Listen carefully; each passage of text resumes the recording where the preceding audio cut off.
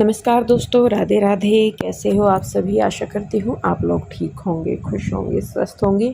तो जी ये कल शाम का टाइम है जब मैं थोड़ा-सा टाइम निकाल के गई थी मार्केट जन्माष्टमी के लिए थोड़ा-सा सामान लेने के लिए, क्योंकि मिठाई वग़ैरह बनानी थी तो सामान लेना ज़रूरी था, डेकोरेशन वग़ैरह करनी है, तो उसके लिए भी सामान लेना थोड़ा-सा ज़रूरी था। तो बस मैं आई थी इनके साथ, पीहू के डैडी के साथ, और जितना भी जल्दी कर लो अंधेरा ही हो जाता है। तो ख़ैर कोई बात नहीं, मैं फिर सामान लेके आई। रात को तो कुछ नहीं कर पाई मैं क्योंकि फिर और भी काम हो जाते हैं, खाना वगैरह था, सारा कुछ करना था। तो अब आ जाता है अगला दिन, सुबह को बच्चों को भेज के सारा काम निपटा के अपना अब जाके मैं लगी हूँ अपने काम पे। ना ही बाल धोए थे मैंने कहा, क्योंकि प्रसाद बनाना था, फिर कल को वीरवार हो जाएगा, तो मैंने इसीलिए बाल आज ही धो लिए थे। तो यहाँ पे जो सामान मैं लेके आई थी वो मैं निकाल रही हूँ। सोची तो मैंने कई सारी चीज़ें हैं कि मुझे ये भी बनाना है, वो भी बनाना है, ये बनाना, वो बनाना, ऐसे करना, वैसे करना। पर बाद में तो देखिए जितना टाइम होता है उसी टाइम के हिसाब से फिर चीज़ें बनती हैं। तो कई चीज़ सोच के जब मैं गई थी तो उनके लिए सामान लाई। वैसे तो सारी ही जितनी भी ये बनती हैं मिठाइयाँ, ड्राई फ्रूट वगैरह तो सारियों में ही जाते हैं, लेकिन उसके बावजूद भी 2-4 चीज़ें ऐसी हो जाती हैं जो कि मतलब आउट ऑफ सिलेबस हो जाती है। तो ख़ैर मैंने सोचा है कि मैं बनाऊंगी जो चीज़ें, उनमें टाइम ज़्यादा नहीं लगना चाहिए, मेहनत भी ज़्यादा नहीं लगनी चाहिए और रिज़ल्ट अच्छा आना चाहिए। तो इसीलिए यहाँ पे सबसे पहले मैं बनाऊंगी नारियल के लड्डू, और फ्राई पैन मैंने जो है रख दिया है गैस पे। यहाँ पे मेजरमेंट मैं आपको बता दूं कि जितना हमने नारियल का बुरादा लिया है, ये डेसिकेटेड कोकोनट पाउडर है जो कि मार्केट से मिलता है, तो 2 कटोरी मैंने ली है। मेजरमेंट मैं आपको स्टार्टिंग में ही बता देती हूँ। जितना आपने ये लिया है नारियल का बुरादा, उतना ही आपको दूध लेना है और उसका हाफ़ चीनी लेना है। यानी कि 2 कटोरी नारियल का बुरादा है तो 2 कटोरी आपको दूध लेना है और 1 कटोरी आपको लेनी है चीनी। तो यहाँ पे घी डाल के थोड़ा-सा, और इसको बिल्कुल कम आंच पे करके इसको हम करेंगे रोस्ट। और ये इतनी जल्दी हो जाता है ना, बहुत जल्दी, तो कंटिन्यू इसको चलाते रहिए। और अगर हल्का सा भी रुक जाता है ना बीच में, जैसे अभी मैंने दूध उठाया, इतने में इसका काम तमाम हो जाता है, इतने में ये तेज़ हो जाता है। तो कंटिन्यू इसको चलाते रहें या फिर गैस बंद करके दूसरा काम करें। तो यहाँ पे देखिए मैंने डाल दिया है दूध, 2 कटोरी ही मैंने दूध डाला है। जैसा कि मैंने बताया मेजरमेंट इसका सिंपल सा है, ज़्यादा कुछ नहीं है, जितना दूध उतना बुरादा और उसका हाफ़ चीनी। तो यहाँ पे इसको आप चलाते रहिए। एक टाइम तक ये ऐसा लगेगा जैसे खीर बन गई हो, लेकिन जैसे जैसे दूध पकता रहेगा और नारियल का बुरादा दूध को जो है वो सोखता रहेगा, तो ये थोड़ा सा मतलब हो जाएगा, ड्राई सा हो जाएगा।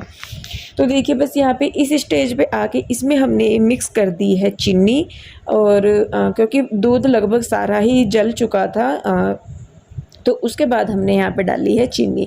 तो चीनी भी डालने के बाद अपने जो पानी है वो छोड़ेगी, तो आपको इसको तब तक पकाना है जब तक कि चीनी अच्छी तरीके से ना मिक्स हो जाए, ये जो मिक्सचर है हमारा ये पूरा ड्राई ना हो जाए। तो देखिए यहाँ तक ये हो गया है। अब इसको हम रख देंगे एक साइड ठंडा होने के लिए। जब तक ये ठंडा होगा तब तक हम करते हैं अगली मिठाई की तैयारी। तो यहाँ पे मैंने रख ली है कढ़ाई, और मैं बनाने वाली हूँ मथुरा के पेड़े, थोड़े से अपने तरीके से। मथुरा के पेड़े सभी जानते हैं कि कितने फेमस है और उनका टेस्ट बहुत ही अलग सा होता है। तो यहाँ पे मैंने लिया है 1 कटोरी मिल्क पाउडर, थोड़ा सा लिया है मैंने घी, और इसको बिल्कुल कम आंच पे हम करेंगे रोस्ट। बहुत अच्छे से बिल्कुल कम रखिए आंच, जितनी कम आंच होगी उतने ही अच्छे से ये अंदर तक भुनेगा। तो देखिए देखने में फ़िलहाल ये ऐसा लग रहा है जैसे कि बेसन हो, पर ये मिल्क पाउडर ही है। तो अच्छे से जब इसका अच्छा सा कलर भुन जाए और एक हल्की सी इसमें से खुशबू आने लगे, उसके बाद आपको क्या करना है, इसमें डालना है दूध। तो दूध आप कम से कम डालिए, हालांकि मुझसे थोड़ा सा मतलब ज़रा सा ज़्यादा डल गया, तो यहाँ पे मैंने थोड़ा सा घी और डाला है। और इसके बाद मैं मिक्स करूँगी इसमें दूध। तो ये दूध मतलब आधे से थोड़ा सा ज़्यादा कटोरी थी, तो 1 कटोरी अगर ये हमारे पास मिल्क पाउडर है तो 1/3 कटोरी में भी आराम से ये जो मिक्सचर है हमारा ये रेडी हो सकता है। तो खैर चलिए कोई बात नहीं। तो यहाँ पे दूध मिक्स कर दिया है हमने, और इसको अच्छे से हम मिक्स करेंगे जब तक कि ये मिक्सचर हमारा कढ़ाई को ना छोड़ दे। तो इसको भी हम रख देंगे साइड में ठंडा होने के लिए, और जब ये ठंडा हो जाएगा उसके बाद फिर हम बनाएंगे इसके लड्डू। तो इसको भी रखते हैं एक साइड ठंडा होने के लिए। और अब हम करते हैं अगली मिठाई की तैयारी। तो अगली जो मिठाई है वो है मेवा पाग, जो कि कान्हा जी के भोग जो लगता है उसमें सबसे अहम ये होता है। तो जितने भी ड्राई फ्रूट्स मैं ले सकती थी मैंने ले लिए है। हालांकि मैं मगज के बीज यानी कि जो खरबूजे के बीज होते हैं वो मैंने लिए थे, पर शायद वो दुकान पे ही छूट गए मेरे, और वो सबसे ज़्यादा ज़रूरी होते हैं। किसी भी चीज़ का मैं फ़िलहाल कोई मेजरमेंट नहीं कर रही हूँ, बाद में जब सारी चीज़ें रेडी हो जाएंगी उसके बाद मैं इनको मेजर करूँगी और उसके बाद फिर मैं बनाऊँगी चाशनी। तो यहाँ पे देखिए मैंने 15-20 काजू होंगे, 15-20 बादाम होंगे, हाफ़ कटोरी या हाफ़ कोई भी बर्तन नाप लीजिए, मतलब जो गोंद आता है वो है, 1 कटोरी मखाने हैं और थोड़े से हैं खसखस के बीज यानी कि जो पॉपी सीड्स होते हैं वो। किशमिश भी मेरे पास यहाँ नहीं थी, तो ये मैंने सारी चीज़ें ली हैं।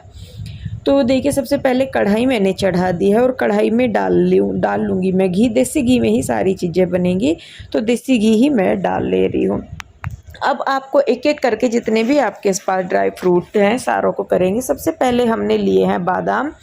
तो ज़्यादा टाइम इनको नहीं लगता है करने में, बहुत ही जल्दी ये हो जाते हैं। सबसे पहले बादाम मैंने भून लिए हैं, उसके बाद काजू कर लिए हैं, और धीरे धीरे करके जितने भी ड्राई फ्रूट आपके पास हैं वो सारे आप कर सकते हैं। नारियल का बुरादा भी मैंने यहाँ पे लिया है। आप चाहें तो नारियल के बुरादे की जगह जो सूखा नारियल आता है उसको कद्दूकस करके भी यूज कर सकते हैं। तो ये हो गया है गोंद, और गोंद या मखाने जो होते हैं इनको डालते ही एकदम से सारा घी ले लेते हैं। तो वैसे मैंने पहले घी अच्छा खासा लिया था, तो लेकिन उसने फिर भी वो सोख लिया सारा। और जो गोंद है मेरे पास बहुत ही बारीक बारीक से वाला गोंद था, लेकिन फूल के बहुत अच्छा आ गया ये। उसके बाद मैंने लिया है थोड़ा सा घी और उसमें 2 से 3 मिनट के लिए मैंने किए हैं मखाने ड्राई रोस्ट। हल्का सा घी मैं फिर से डाल लूँगी। और यहाँ पे वैसे तो जो मगज के बीज होते हैं उनको मुझे रोस्ट करना था, लेकिन वो नहीं मिले मुझे सामान में। तो जो नारियल का बुरादा है वो और जो खसखस के बीज हैं उन दोनों को मैंने डाल के हल्का सा रोस्ट कर दिया है। गैस कर दी है बंद, क्योंकि बहुत जल्दी ये पक जाते हैं यानी कि सिक जाते हैं, तो गैस मैंने यहाँ पे बंद कर दिया है। अब जितने भी ड्राई फ्रूट हमने रोस्ट किए हैं, भुने हैं घी में, उन सभी का ही हमें बनाना है दरदरा सा पाउडर। आप चाहें तो जो वो होता है ना मामजिस्ता बोलते हैं हम तो उसको, तो उसमें भी आप इनको कूट सकते हैं मोटा मोटा सा। तो मैं यहाँ इनको मिक्सी में ही ग्राइंड कर रही हूँ। सबसे पहले मैंने मखाने किए हैं, उसके बाद जो गोंद है वो मैं कर रही हूँ, उसके बाद जो काजू और बादाम है उनको मैं यहाँ पे ग्राइंड कर ले रही हूँ, और इन सबको इसी कढ़ाई में मैंने सारों को ट्रांसफ़र कर दिया है। तो बात रही अब मेजरमेंट की कि चाशनी कैसे बनाए, तो सारा मिक्सचर हमारा रेडी हो चुका है यहाँ पे। अब इस मिक्सचर को हम यहाँ पे को जो है करेंगे, इसकी क्वांटिटी चेक करेंगे कि ये कितना है, फिर उसके हिसाब से हम चाशनी बनाएंगे बाद में। तो 2 कटोरी के लगभग ये सारा मेरा मिक्सचर था। तो अभी यहाँ पे हमें क्या करना है कि सारा मिक्सचर मैंने कढ़ाई से निकाल लिया है। सेम कढ़ाई ही मैं यूज कर रही हूँ, और मेरी कोशिश ये थी कि बर्तन कम से कम गंदे हों।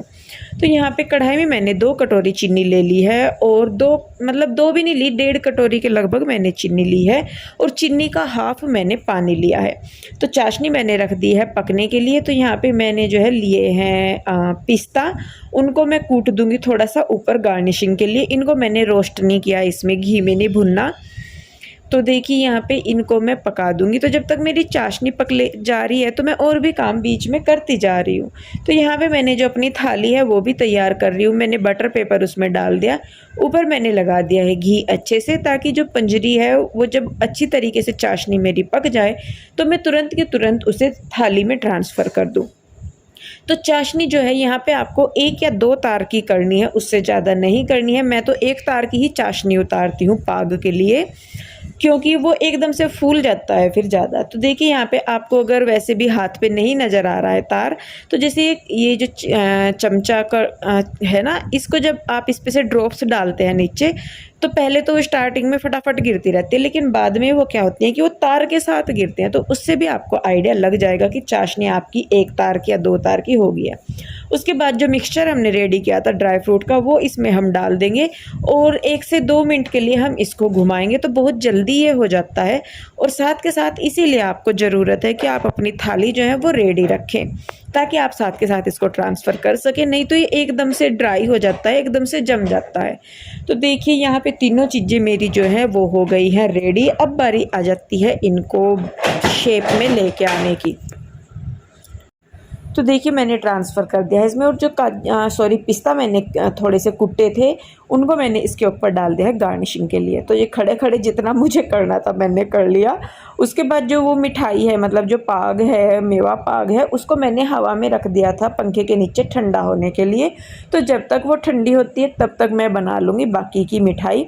मिठाई क्या, सबसे पहले मैं बना ले रही हूँ नारियल के लड्डू। आपको थोड़ा सा पोर्शन हाथ में लेना है, उसको गोल बनाना है, बोल बनानी है उसकी, और जो आपके पास ये कोकोनट का पाउडर बचा हुआ है एक्स्ट्रा, इसको इसमें कोट कर देना है। तो बहुत अच्छे ये बन के आते हैं। और अगली बार मैं जब आपको बताऊंगी, इससे भी सिंपल तरीका मैं आपको बताऊंगी नारियल के लड्डू बनाने का, जिसमें कि आपको ज़्यादा कुछ खास प्रॉब्लम नहीं होगी।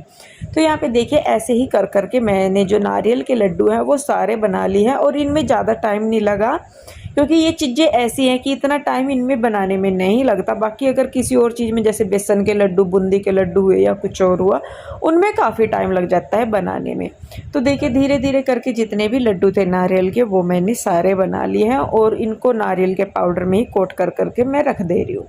उसके बाद बारी आ जाती है यहाँ पे जो मैंने मिल्क पाउडर का, ये मावे जैसा ही हो गया था बिल्कुल। और जैसा कि मैंने बताया मुझसे दूध थोड़ा सा एक्स्ट्रा डल गया, तो आप यहाँ पे ध्यान रखिए कि थोड़ा सा आप दूध को जो है कम करें, तो वो ज़्यादा सही रहेगा। तो ये देखिए यहाँ पे जो है मैंने इसको, मिठाई जो बूरा आता है ना, वो अगर वो नहीं है तो आप चीनी का पाउडर बना लीजिए, वो डाल दीजिए। इसको मिक्स कर लेंगे, ज़्यादा नहीं डालनी, बहुत ही कम क्वांटिटी में मीठा डलता है, क्योंकि जो मथुरा के पेड़े होते हैं वो ज़्यादा मीठे नहीं लगते। उसके बाद इनको आप पेड़ों की शेप दे दीजिए, सर बॉल बना लीजिए, या जैसे मैं बना रही हूँ वैसे बना लीजिए।